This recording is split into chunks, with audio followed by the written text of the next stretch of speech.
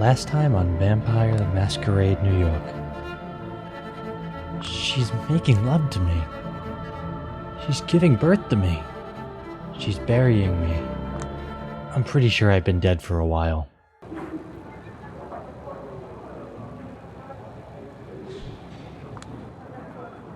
Back at it again at the Big Beat Burger, March 2020. Familiar sounds, familiar smells, familiar faces. Yet again, I'm recalling that night when everything finally seemed to change for the better. I mean, it's not like I wasn't expecting to go back to the old, everything to go back to the old depressing normal. Even in the thick of it, the rational part of me recognized my state as temporary. But with these highs, there's always hope that it won't end. Or maybe that an ego death will finally occur. Be satisfied, you stupid fucking bitch, I command you! Here's all the logical evidence for why you should be satisfied, and here's the obvious direction for your life, and here's a detailed explanation of how you should treat the people that care for you. No dice. I always fall back into the same old habits. It's like they were encoded deep in my DNA. The aimlessness, the powerlessness, the spiritual exhaustion. These goddamn fast food trips. The stupid fucking self-loathing now amplified whenever I drink somebody's blood. Maybe I should just blame it all on the misfortune of my birth. You do this social climbing until you dissociate, and then there you are, just this untethered, constantly frustrated ball of dumb desires. Except I'm sort of immortal right now, and I need to figure out what to do next. I watched this obscure Asian movie once, Eli Eli Lema Sabachi Tani, starring Tadanobu Asano, one of the coolest guys in the world.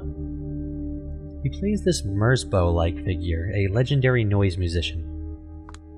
There's this mysterious virus spreading around the world causing despair and mass suicides. A rich CEO's granddaughter gets sick and longs to die, so he spends a fortune searching for the cure. Turns out Asano and his friend, played by this violent onsen geisha guy, are traveling through Japan, searching the corpse-strewn towns and fields for any unique item that can produce beautiful sounds. As it turns out, the avant-garde walls of noise they create are able to heal the infected. The CEO begs the band to help, offering them all the money they want, but for some reason they refuse. Through a series of flashbacks, concerts, and vignettes, a mystery unfolds.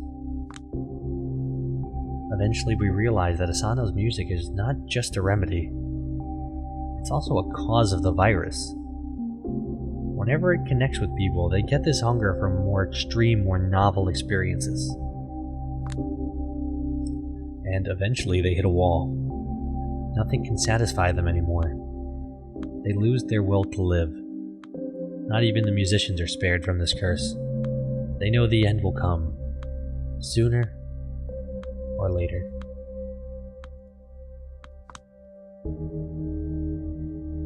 The girl is saved by a mind-blowing concert, but the tragedy is merely postponed, not averted. The last shot of a Jesus-like Asano silently considering his role as savior and destroyer stayed with me. The form of the film is abrasive. Little to no narrative coherence, some weird cartoonish creative choices. The Japanese noise soundtrack, the very freeform and hard to understand wave of themes. But at this point, movies like this are all that truly connect with me. I'm the New York City representative of the La Sombre clan now, and also known as the Night Clan. They are masters of shadows who cast distorted reflections and make modern tech go haywire in their presence. Last year, a few months before I was embraced, the La Sombre had joined with the Camarilla, the biggest and most traditional sect in the vampire world. The two groups actually used to fight each other, but our leaders found some intel that made them reconsider their strategy. So, they sent a diplomatic mission to parley with their historical enemies. And the deal they got in Chicago was simple. An unlife for an unlife. For every La Sombra vampire allowed to the Ivory Tower, one La Sombra vampire has to meet their ultimate end. I still remember the name of the woman who met her final death so I could begin my unlife.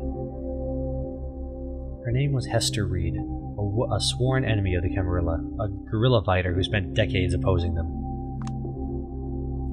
She was someone with far better principles than mine, from what I've gathered. Well, whoever she was, her execution by my sires served to convince the NYC elites to give us La Sombra a chance. Then they set out to look for a mutually agreed upon candidate to become the clan's rep in the city. My sire searched for someone who gave the impression that she was more than she appeared. The local court was looking for someone they could walk all over. After long negotiations, they decided I was a good compromise. They proceeded to systematically destroy my entire life, just to make me show how I was psychologically strong enough to join their ranks.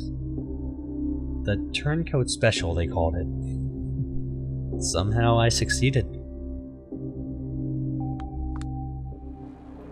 And it eventually led me back to where I started.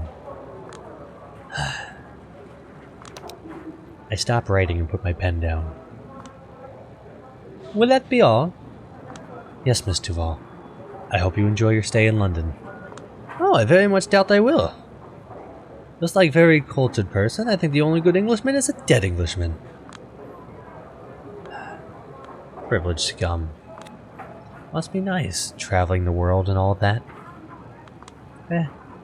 Caracas, Mogadishu, Shanghai, the blood tastes the same anywhere you go. The biggest difference is that your duties become more of a hassle. Miss Duval, every word you uttered tonight just made you more punchable. That will be all. Tell Quadir I said hello, and farewell. Safe travels. Don't let the door hit you on the way out, psycho. Oh well. I'm the lone La Sombra in this town, and my representative role means jack shit.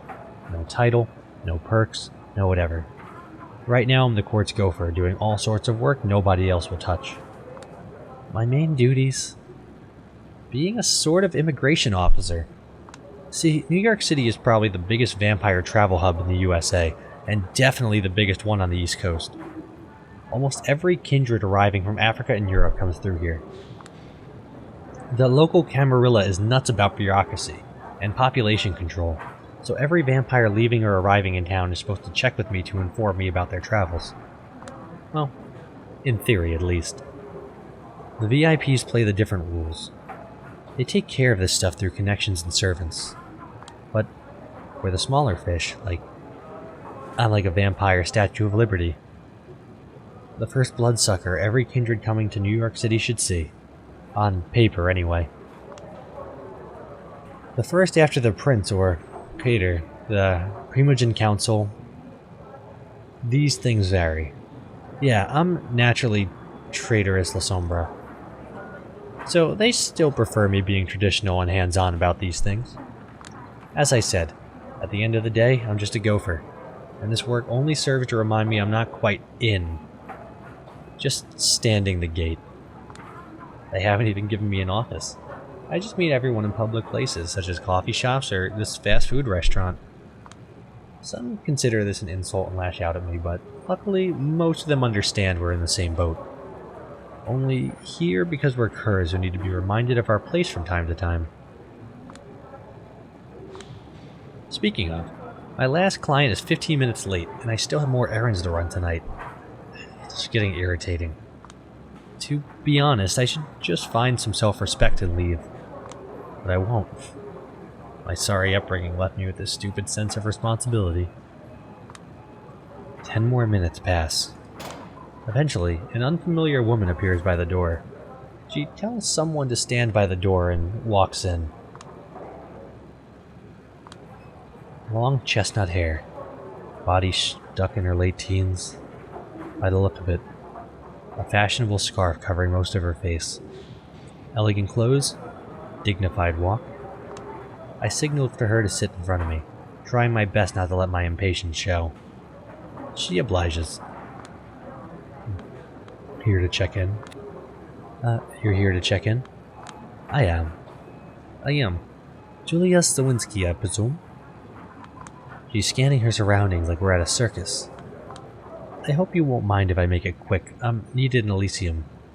Name? Catherine Weiss. Huh? I swear I've heard that name before. Someone else's description of her crosses my mind. That weird lady who owns the art hole but is never there. Weird? So it is her. Catherine Weiss, the owner of the art hole, de facto headquarters of the New York City Camarilla. For fuck's sake, Julia. What are you doing calling her weird right off the bat? God knows you've already made a fool of yourself in front of enough VIPs in this city. Vampire and important people. I'm sorry, it's just that I still don't know many people there. So I have to go by the descriptions I'm given by members of the Primogen. Well, the description is mostly correct, outside of that one word that slightly perplexes me. Pot calling the kettle black sounds like. Uh-oh. From what I gathered, this is just that your interests are rumored to be, not fully aligned with the Camarillas, and it irks some folks up there. Being the keeper of the Elysium is not enough for some. I see. I suspected as much, but what can you do? She seems chill. Good. Anyways, Catherine Weiss. Wow. Yes, do you want me to spell it? People often have trouble getting it right. K-A-T-H-E-R-I-N-E. Forgive my indiscretion. It's just that people of your stature don't usually bother checking in with me. They usually report their arrival to one of the Primogen, and they make all the arrangements. I heard Prince Panhard is busy with the preparation for her big party. I assumed that if I spared her some paperwork, she'd appreciate it as a gesture of goodwill. Besides, I wanted to meet the infamous La Sombra representative out of sheer curiosity. My interest peaked once I heard about her. She looks around knowingly. Unique circumstances. Yes, Prince Helen Panhard had, trouble justifying the exuberant rent my property would need. That's literally pennies for her. And as far as I know, she's been sitting on an empty property since last year. Looks like they've got it out for you. Bad. That's what I assumed, but it's nice to get a confirmation. Well, it's not like my clan has ever been particularly popular in these parts. At least, that's what I've heard. Sins of the fathers and so on. Yes, to make sure, you've never met Hester, but you know of her. I do know that I wouldn't be here if not for her. Have you two met? No, I've only heard of her once or twice. We'd had similar outlooks on many issues, although we tended to come up with some completely different solutions. In any case, I think it is meaningful that Hester died so that you could live. They feared her, and now they fear you. And that's why they're keeping you down. If anyone who's not a VIP said this to me, I'd laugh in their face. Oh, I get what she's doing. She's trying to buy my favors. Best not to act like I'm easy to please. Stick to business. Time will tell. In the meantime, I need you to help me out with my documentation. Of course. So, where are you coming from? Washington, D.C. She says it in the way people in Hollywood movies say it. The way that suggests her Washington is wildly different from the Washington you and I would see. What are you doing there? Take a guess. Government work? Write that down. Thought will amuse Helena a little bit. If you say so. Date and hour of arrival. She takes out a plane ticket and slides it towards me.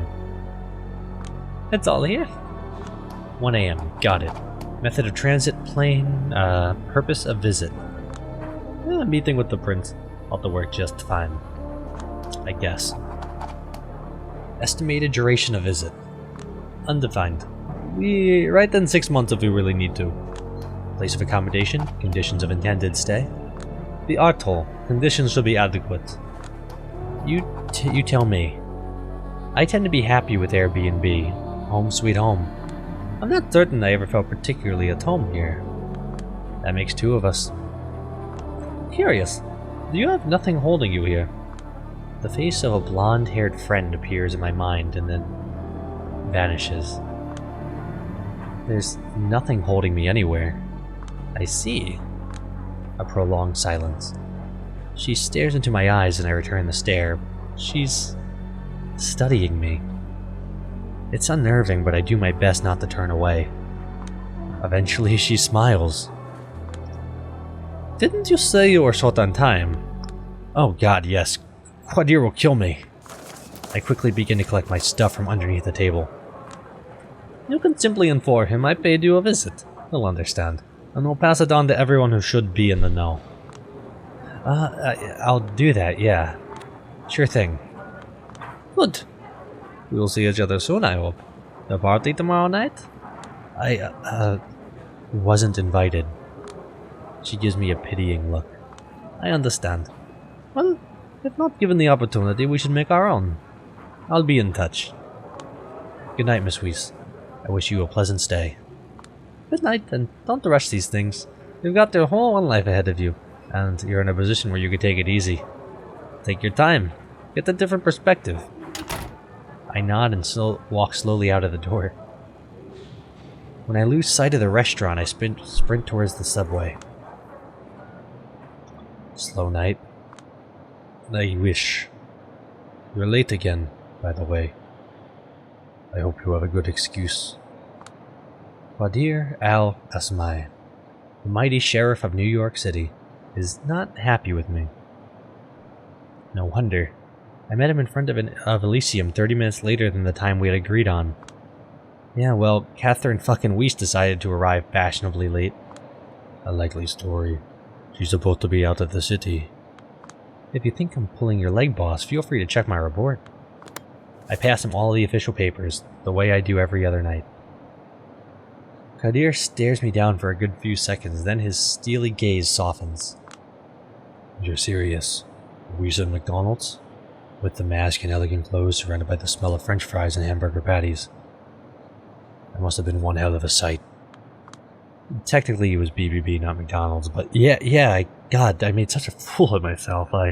First thing I did, I quoted somebody calling her a weirdo. I wanted to die on the spot. Serves you right, you walking faux pas. I've been trying to teach you control of your tongue, but you've never learned. It is a new gaffe every week with you.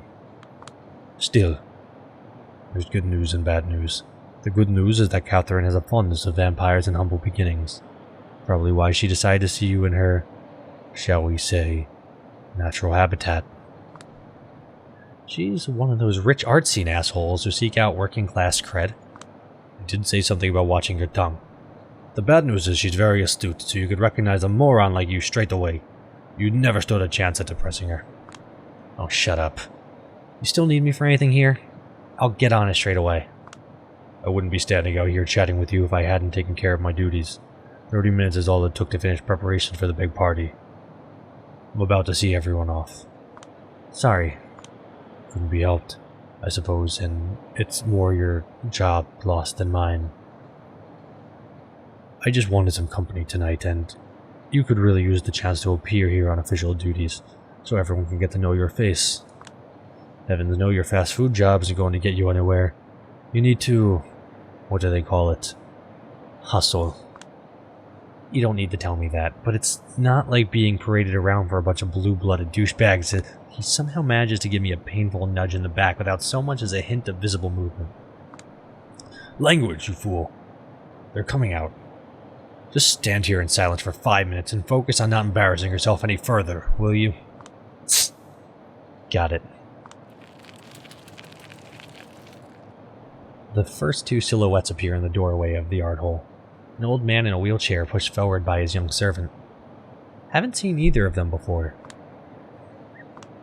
Mr. Payne, the night is still young.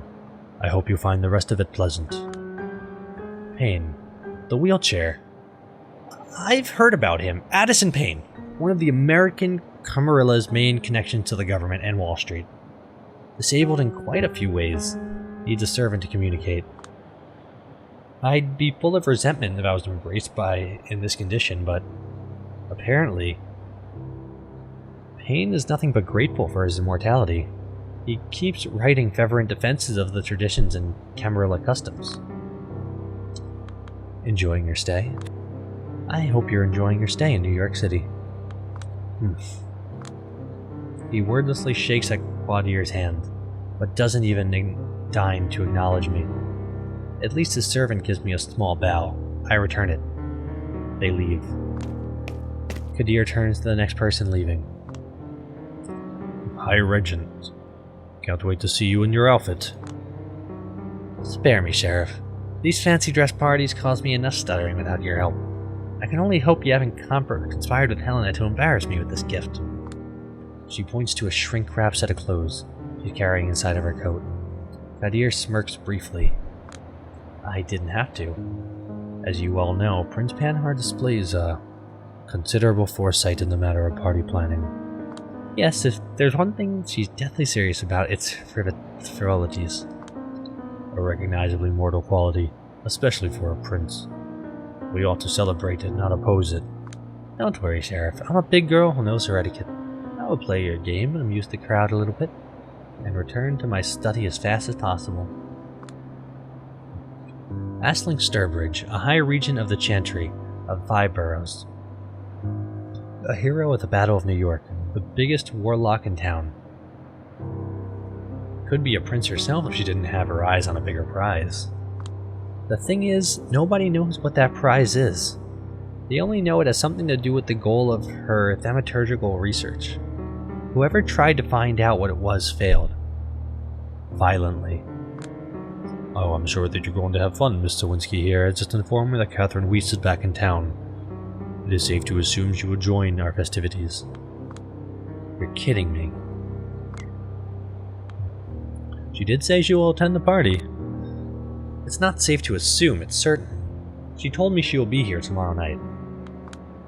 Weiss? Excellent. I would love to catch up with her. The barely concealed venom in her voice clearly suggests that, in fact, she'd hate to catch up with her. Yes, it looks like tomorrow night will be very special, but for now, I bid you adieu. And she's gone. Is there some kind of story between Aisling and Weiss that I should be aware of? You could say that. High Regent Sturbridge once attempted to call for a blood hunt on Weiss. Wow, why? I've heard 5 different versions of the story, and all of them seem plausible. Catherine's relationship with the city is odd, to say the least, but hush for now. He's obviously trying to kill the conversation, and the appearance of Thomas Arturo gives him a perfect way out. Mr. Arturo. Alles my. Keep up the good work, eh? Of course. Thomas Arturo, an architect by trade. He's a herald, a member of Prince Panhard's inner circle, an eccentric whose thoughts seem to be 10 times faster than his words. Good night. Good night, Mr. Arturo. Yes. He disappears into the night. Well, that was brief. Maybe I should stand in their way. That might force them to properly acknowledge my existence. You severely underestimate their dedication to ignoring whelps like you. And, just in case you're serious, I beg of you, don't. I've been meaning to ask you this for a while now, but never had the opportunity. You really hate Arturo's guts, don't you? Carefully measures his diplomatic response. I have no strong feelings about the Thomas Arturo whatsoever. Yeah, well, considering you're always listing positives about every local Camarilla representative under the moon, you might as well have called him a cunt. Language, well. And as for Arturo, I will share my opinion about him as soon as I come up with one that sticks for more than a week. A group of kindred emerges from the art hole, rushing towards the street. Only a noble-looking woman stops next to us. She's wearing a hijab, but curiously enough, doesn't hide her hair beneath it.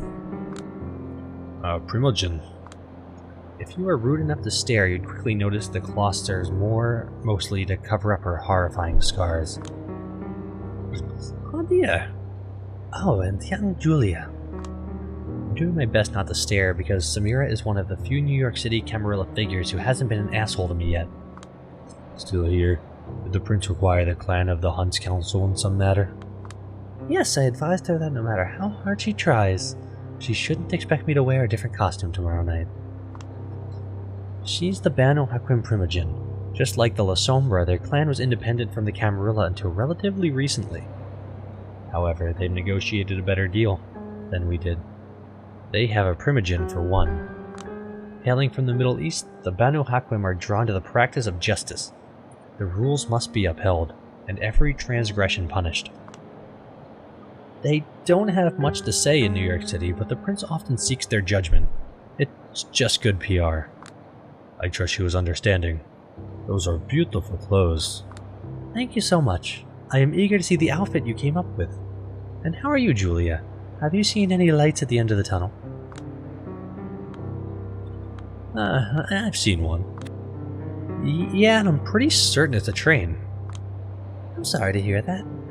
I trust you're pestering the prince and their superiors to improve your standing. It's, a process. Oh, Julia. You won't achieve anything if you don't keep reaching for it. Claudia, when are you supposed to teach her the ropes? I'm trying to, Primogen, but with this child, it's always a process. I can only wish you good luck then. Good night, Julia. Good night, Kadir. Good night. Have a safe trip. The art hole has to be almost empty by now. You like her, don't you? Stop with your class clown act. Well, it only served to reveal deep insecurities. Wow. That's harsh. It's factual. Or I as harsh as you claim. She did tell us both to call her Samira, but you're still keeping your distance with that Primogen shit. Watch your profanity and don't project your fantasies onto me. I won't give you a lesson about professional boundaries, but I suspect the way you will eventually learn it will be extremely unpleasant. Am I interrupting something, good folks? Even though I'm constantly pestering him, Kadir's composure is unshaken. His response comes swift and unfazed. Not at all, Mr. van der Weyden. Heading back to your office? You know me. My dear Sheriff, where else would I go?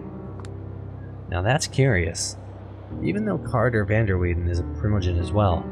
Alcavian, to be precise. I don't hear Kadir address him as such.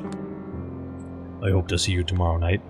Oh, I'll absolutely show up, provided I can. But just in case, I already apologize for not making it to the prince. Simply drowning in work these days. The rhythms, tempo, and intonation patterns of his voice are so familiar. Half of it sounds like JFK, the other half sounds exactly like Barack Obama. Just like his appearance, it all feels so fake.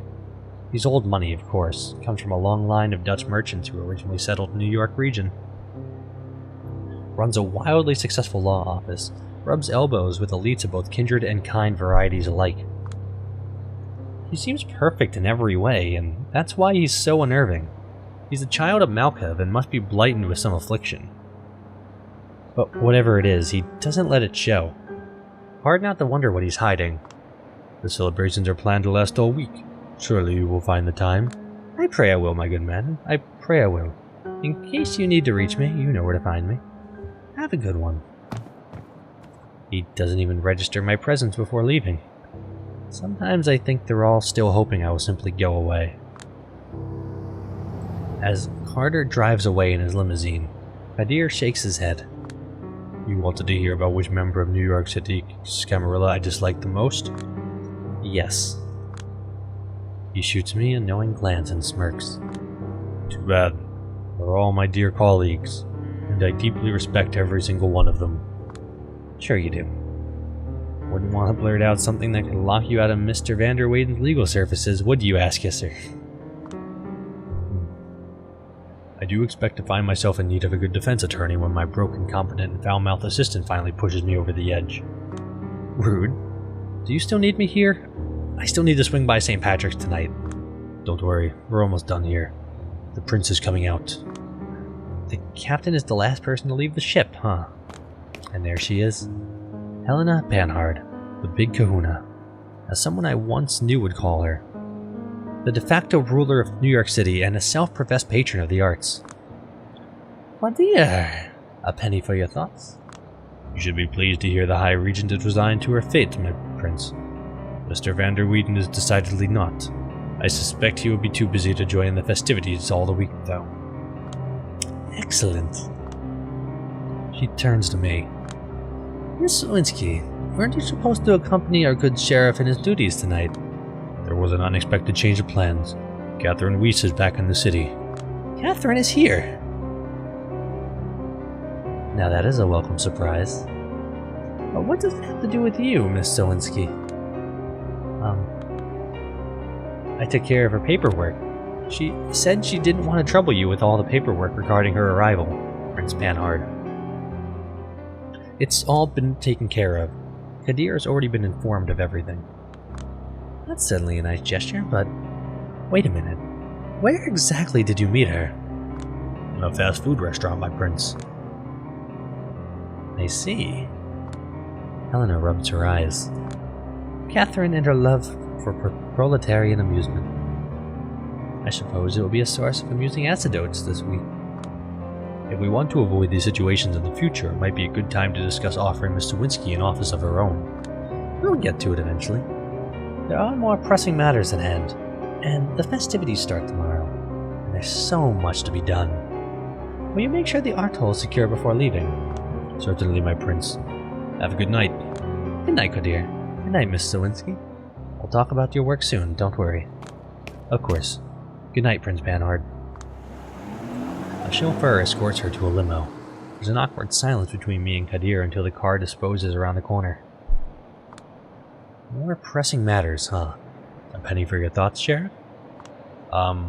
Certainly an image of a keeper of the Elysium stuck in a fast food restaurant will linger in the Prince Panhard's mind. You're far closer to your goal than you were a few minutes ago. I'm pretty sure I've heard you say that, something to that effect a few times now. And I stand by my word. Rome wasn't built in a day, Julia. As a Camarilla loyalist, don't you think it sucks that the Ivory Tower is so hell-bent on showing disrespect to my clan? They're actually willing to make fools of themselves in the process. We've all had to endure our own hazing rituals, but yes, the current situation is not ideal. Whatever. Need a hand closing up the Elysium? I'll manage. It's getting late. Better run. Some Shadow in Chicago is probably impatient to get a copy of the reports you've given me. You pleased one master, now it is time to please the other. Yeah, here's the thing about working for two masters. Neither of them really thinks of you as their own. Not knowing how to reply, Kadir shrugs.